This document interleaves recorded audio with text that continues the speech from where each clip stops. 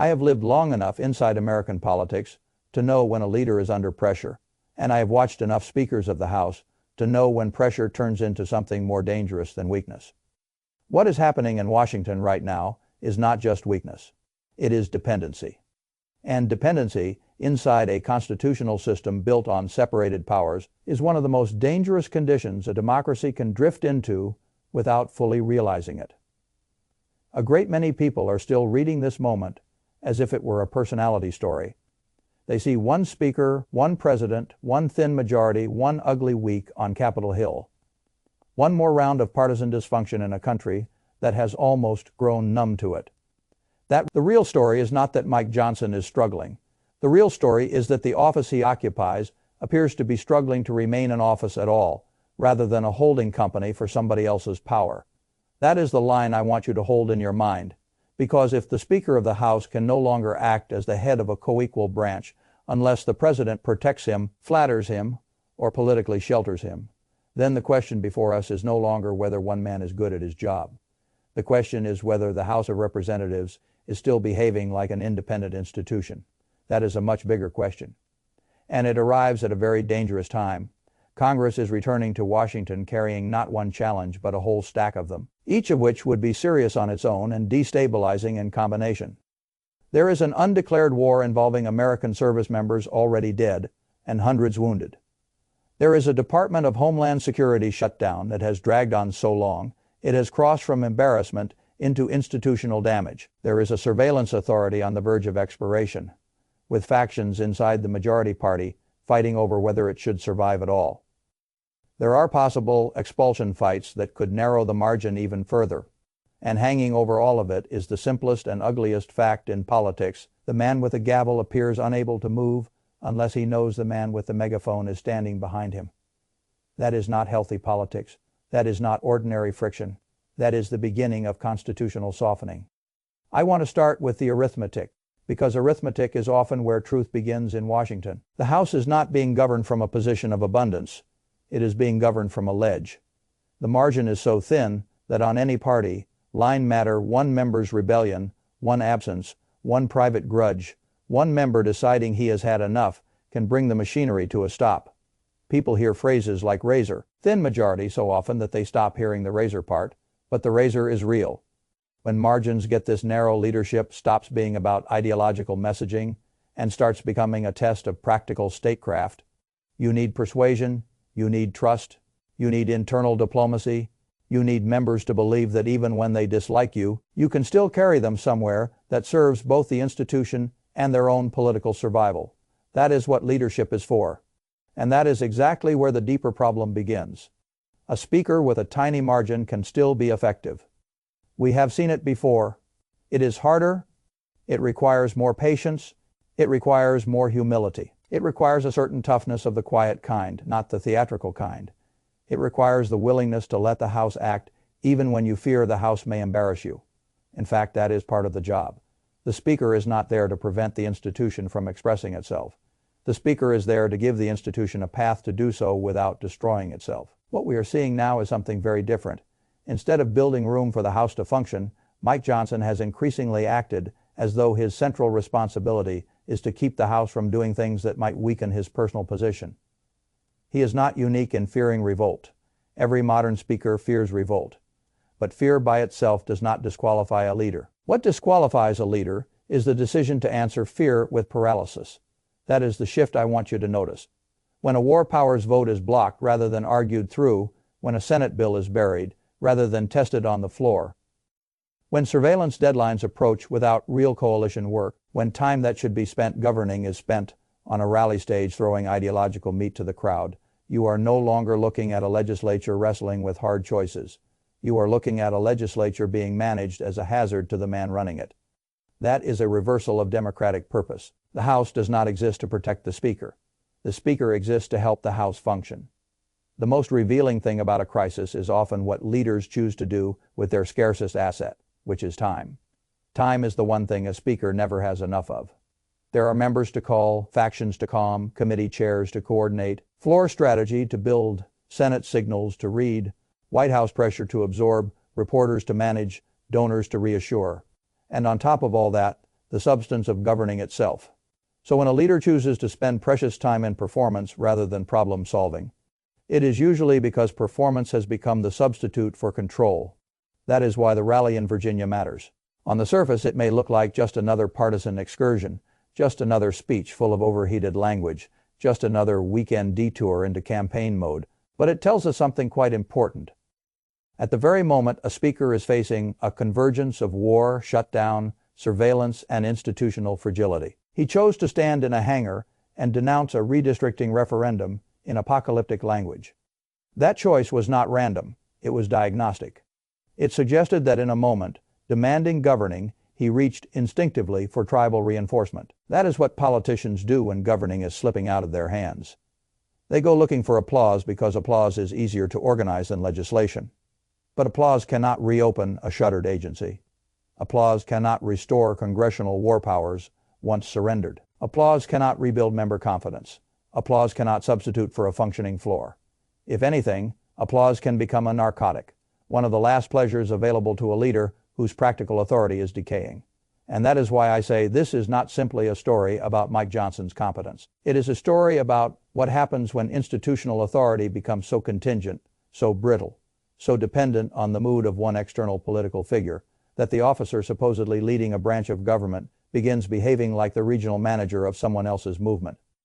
Now, let us talk about war, because once war enters the picture, all the other failures darken. The Constitution is not ambiguous on this question. The power to declare war does not belong to one person. The founders put that power in Congress not because they thought legislatures were elegant, but because they knew legislatures were slow. And on the question of war, slowness is not a defect. Slowness is a safeguard. Delay forces argument. Argument forces visibility. Visibility forces accountability. All of that is intentional. The system was designed to make it hard for one person to drag the nation into war by impulse or vanity or temporary fury.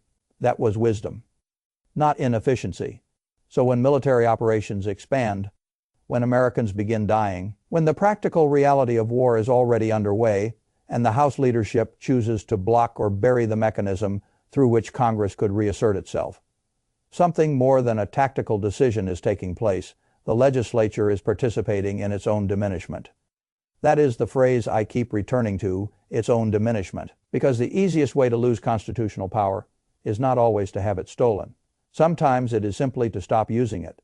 Sometimes it is to tell yourself that this is a special case, or a delicate moment, or a politically inconvenient fight, or a battle that can wait one more week, or one more procedure, or one more round of messaging. But powers unused are powers weakened. Precedents accepted under partisan pressure do not remain partisan for long. They become tools for the next administration, and the next one after that. That is how constitutional erosion works in America. Not usually by spectacle, usually by habit. One exception becomes a custom. One convenience becomes a doctrine. One act of deference becomes an expectation. And then, one day, people speak of the old arrangement as though it had always been unrealistic anyway. That is why blocking a war powers vote is not just a tactical maneuver. It is a tutorial in congressional surrender. The next president who wants military latitude will remember that Congress chose caution over confrontation. The next leadership team will study the mechanics of avoidance. The next crisis will come with an even weaker legislative reflex because weakness, once rehearsed, becomes easier. And here is the cruel irony. The very members who claim to be defending strength are often defending the short-term political comfort that produces long-term institutional weakness. Now place that constitutional failure beside the Homeland Security shutdown. A shutdown is often discussed in Washington as though it were mostly a political messaging problem. Who gets blamed?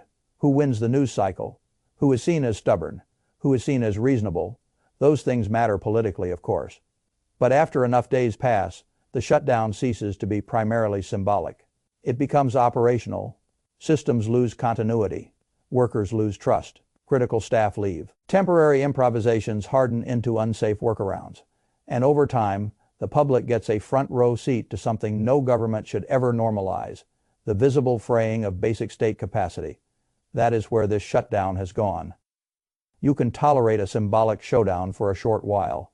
What you cannot do, not if you are serious about governing, is allow the machinery of security, emergency response, transportation screening, and cyber defense to stumble deeper into exhaustion because leadership is afraid to bring a bill to the floor that might pass without ideological purity. That is not strategy.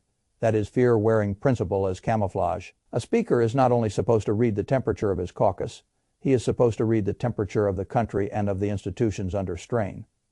At some point, the responsible question is not what will make the most members happy in the next 48 hours.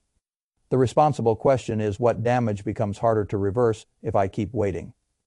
And waiting has a cost. When workers miss pay, loyalty deteriorates. When agencies rely on emergency patchwork, public confidence deteriorates. When a legislative body refuses to vote on available solutions because the result might expose internal fracture, institutional legitimacy deteriorates. That deterioration is subtle until it is not. What makes moments like this dangerous is not that every single consequence becomes catastrophic at once. It is that the public slowly absorbs the lesson that the system no longer functions through responsibility. It functions through brinkmanship, evasion, and leader preservation. That lesson is poisonous in a republic, because once citizens come to believe their institutions are mostly staging grounds for internal power struggles, they stop bringing to those institutions the patience that democracy requires. Cynicism rises, participation falls, the appetite for one-man solutions grows, and that appetite in turn makes institutional surrender even easier. This is how branch independence decays. First, the legislature stops acting independently in practice. Then the public stops expecting it to act independently in theory. Then the presidency expands to fill the vacuum. Then people wonder why every conflict in the country seems to end as a test of one person's will. That is not because the Constitution changed on paper. It is because the habits that sustain it changed in practice. Now consider the FISA deadline because it reveals the same leadership failure in a different register. Surveillance law is always politically combustible. It divides civil libertarians from security hawks, populists from institutionalists, constitutional purists from executive pragmatists. In a healthy legislature, those tensions are not avoided. They are structured. Members are brought into a process. Competing priorities are weighed. Deadlines are used to force discipline, not to invite collapse. The Speaker's task is not to make those differences disappear. His task is to create a route by which the House can decide among them before expiration turns debate into emergency. Yet once again we see the same pattern: delay, deflection, dependence on last-minute maneuver. Fear of alienating one faction. Hope that somehow the crisis itself will produce the coalition that ordinary leadership has failed to build.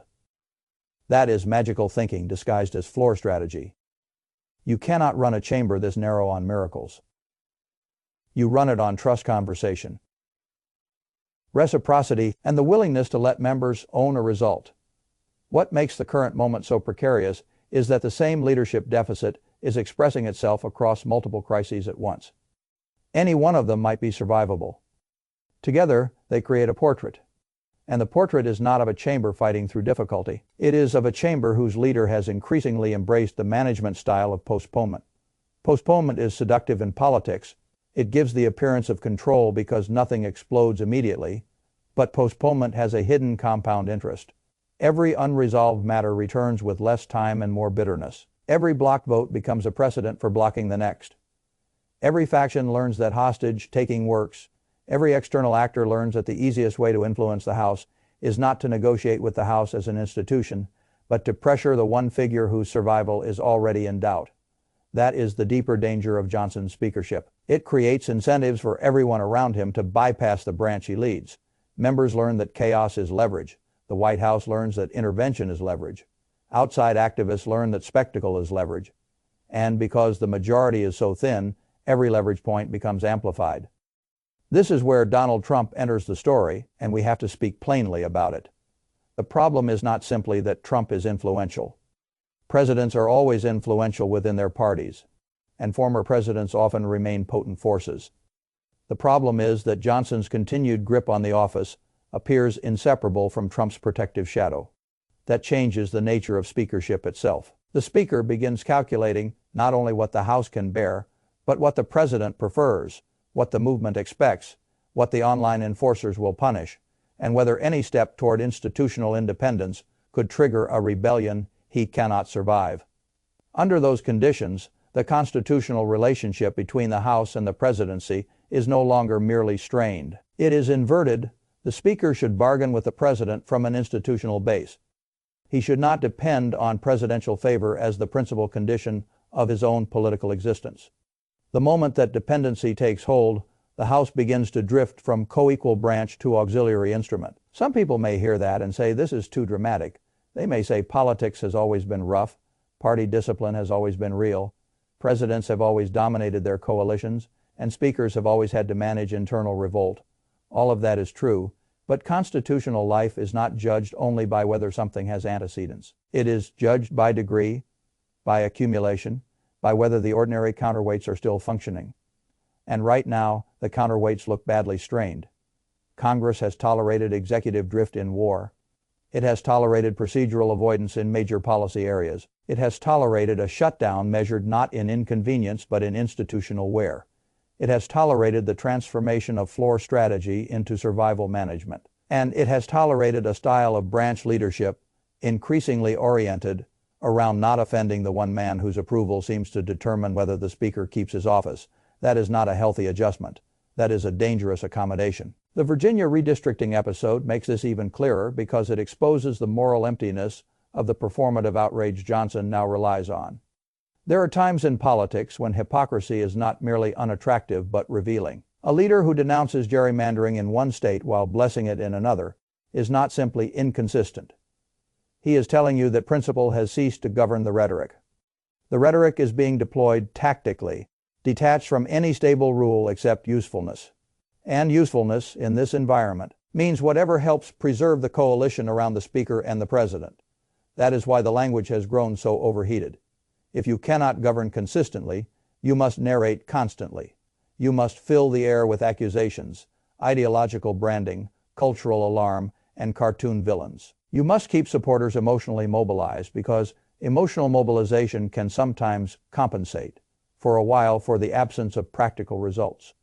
It gives followers a reason to remain loyal, even as institutions stop functioning well.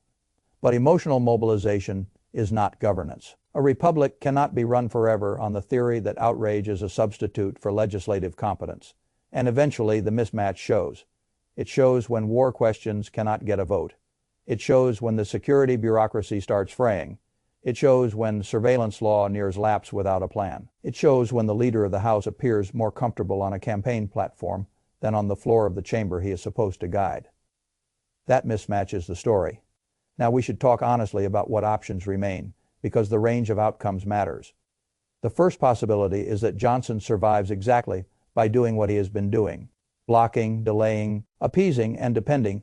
Under this scenario, he keeps the office, perhaps with help from Trump's backing, and the procedural protections already built around the motion to vacate process. He avoids immediate collapse. He scrapes through each deadline with just enough maneuvering to preserve himself.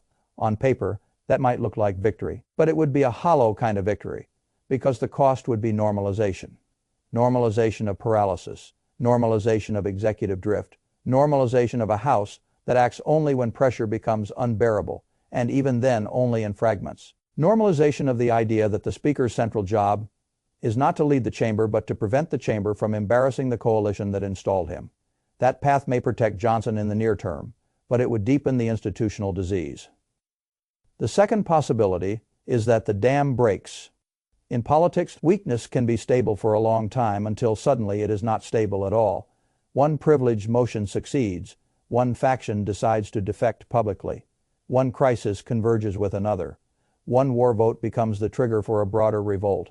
And because the majority is so narrow, once the momentum shifts, events can move much faster than elites expect. A chamber that looked frozen can become chaotic overnight. That would be dangerous in ordinary times, in the middle of military conflict, shutdown strain, and surveillance deadlines. It would be far worse. A speaker fight in the middle of all that would expose just how little reserve capacity the House now has. The country would not only see partisan division, it would see institutional incapacity. That kind of spectacle has consequences beyond the week it happens. Allies see it, adversaries see it, markets see it, citizens see it. Every observer updates their understanding of whether the American system can still execute the minimum functions of constitutional self-government under stress.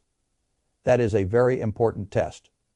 The third possibility is the only one that actually serves the country, and that is that Johnson chooses independence over dependence. That does not mean he abandons conservatism. It does not mean he agrees with Democrats. It does not mean he becomes a different man ideologically. It means he remembers what office he holds. It means he decides that preserving the House as an institution matters more than avoiding every internal backlash. It means he permits votes, builds cross-pressure where necessary, cuts deals where necessary, and accepts that governing from a thin majority requires some combination of compromise, courage, and pain. That path is politically costly. Real leadership often is. But it is the only path that begins to restore branch dignity rather than spending it. I do not pretend that this is easy. In many ways, it is probably the hardest option available to him. Men in public life often discover that the office they fought to obtain becomes unrecognizable once they have it. They think they are climbing into command when in fact they are climbing into confinement. They imagine authority, they find exposure, they expect loyalty, they find factions, they expect gratitude, they find appetite. Then comes the choice every serious leader eventually faces. Do you use the office to serve the institution, or do you use the institution to survive in the office? That is where Mike Johnson is now. And that is why this moment matters beyond him. Because if the answer becomes survival, if the House is permanently reordered around the survival needs of a speaker dependent on a president, then the constitutional damage will outlast the personalities involved. Johnson will go, Trump will go, everybody in this story will eventually leave the stage. But the habits they entrench may remain. Future speakers will inherit a weakened expectation of independence. Future presidents will inherit a Congress more accustomed to deferring. Future members will inherit a politics in which procedural suppression feels normal and branch dignity feels optional. That is how democratic forms remain standing, while democratic substance thins out. The building still looks familiar. The language still sounds constitutional. The offices still exist. The elections still occur. But the actual distribution of power has shifted because one branch has forgotten how to insist on its own role. I have seen enough American politics to know that institutions are not self-repairing machines. They do not correct themselves just because a civics textbook says they should. They correct themselves when people inside them decide the cost of decay has become greater than the cost of conflict. That is the hinge, not sentiment, not ceremony. Choice, and right now the central choice belongs less to the voters than to the people holding office in this moment, especially the man holding the gavel. He can continue treating every serious question as a threat to be postponed until someone stronger than he is rescues him, or he can decide that if he is going to be speaker, he should actually allow the House to be a House. That means votes even when the outcome is uncertain. That means negotiations even when activists scream. That means taking the risk of angering the president. That means understanding that the job was never supposed to be comfortable. The founders did not create the House of Representatives so that it could become a polite extension of presidential will. They created it to be argumentative, plural, unruly, proximate to the people, and impossible to fully command. Its messiness is not a flaw to be hidden. It is part of the protection. A speaker who fears that mess too much ceases to guard the institution and begins to hollow it out. That is why I come back again and again to the same central fact. When a speaker cannot lead unless the president saves him, the office is already in trouble. When he responds to that trouble by blocking votes, avoiding decisions, and substituting performance for governance, the institution is in greater trouble. And when the country learns to accept that arrangement as normal, the republic itself is in trouble. This is not the end of American self-government, but it is the kind of moment from which either correction or corrosion follows. Correction requires courage, honesty, and institutional memory. Corrosion requires only drift. Drift is easier. That is why nations choose it so often. But drift always sends the bill later. Sometimes the bill arrives as a war nobody really voted for. Sometimes it arrives as an agency so weakened that rebuilding trust takes years. Sometimes it arrives as a public so cynical that constitutional appeals sound quaint. Sometimes it arrives as a presidency swollen by powers Congress kept declining to use. And sometimes it arrives as a generation looking back and wondering exactly when the House stopped acting like a branch and started acting like a dependent. That question is not abstract anymore. It is sitting right on the House floor. And the answer, in the days ahead, will not be determined by speeches in a hangar or applause from a loyal crowd or social media blessings from a president who prefers obedience to independence. It will be determined by whether the institution is still capable of choosing function over fear. That is the test. Now, not for Mike Johnson alone, for the House, for Congress, for the old American promise that ambition would check ambition and that no one office, no one man, no one faction would be allowed to absorb the rest. Promises like that do not survive on parchment. They survive when living people defend them. And that is exactly what this moment is asking.